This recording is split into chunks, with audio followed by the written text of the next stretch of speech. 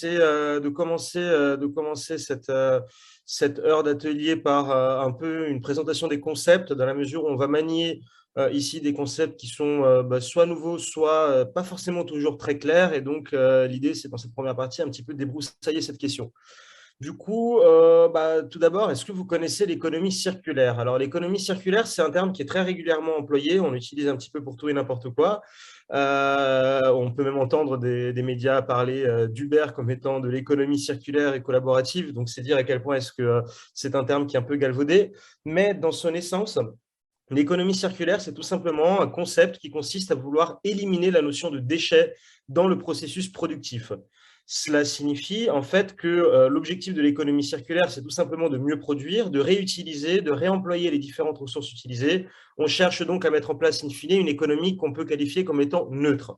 C'est un petit peu l'objet de ce tableau, de ce petit schéma là qui vous est exposé, où on s'aperçoit que à chaque étape du processus de fabrication, il y a les déchets et l'objectif, c'est de soit partager, soit réparer, soit réutiliser, soit remettre à neuf, soit recycler finalement les déchets de chacune de ces étapes.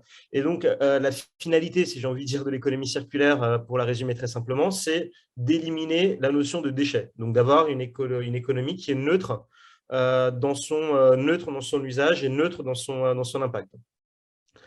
Alors, qu'est-ce que c'est que l'économie régénérative? À la différence de l'économie circulaire, et je pense que c'est vraiment ça la base de l'économie régénérative, c'est de dire que c'est une économie qui ne cherche pas à limiter les impacts sur l'environnement, sur l'écosystème naturel, sur les énergies, etc. Mais c'est une économie qui cherche au contraire à faire corps avec son environnement, corps avec les ressources, qu'elles soient ressources citoyennes, ressources naturelles, ressources extractives, pour en générer des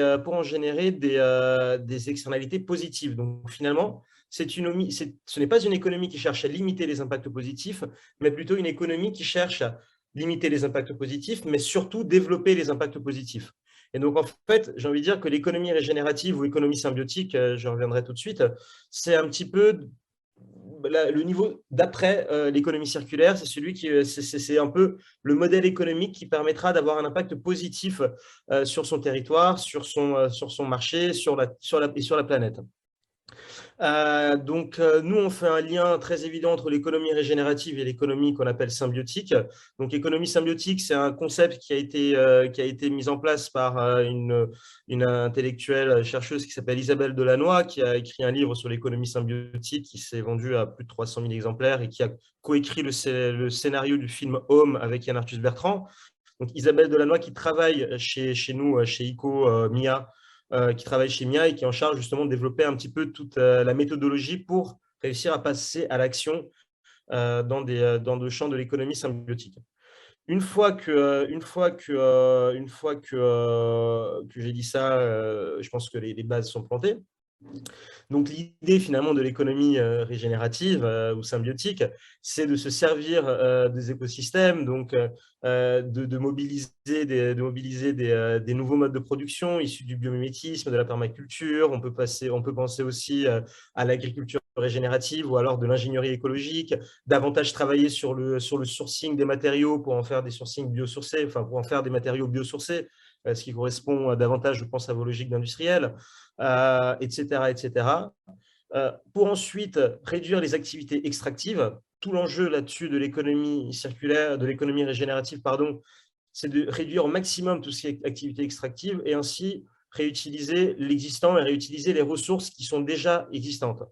Et enfin, l'idée derrière, c'est de partager une intelligence collective avec davantage de gouvernance coopérative, la mise en place effectivement d'économies collaboratives, d'entreprises sociales, d'open source, de pair à pair, etc. Et d'ailleurs, c'est pour ça qu'on intervient sur cette thématique un peu exploratoire, mais quand même très concrète, vous le verrez tout à l'heure.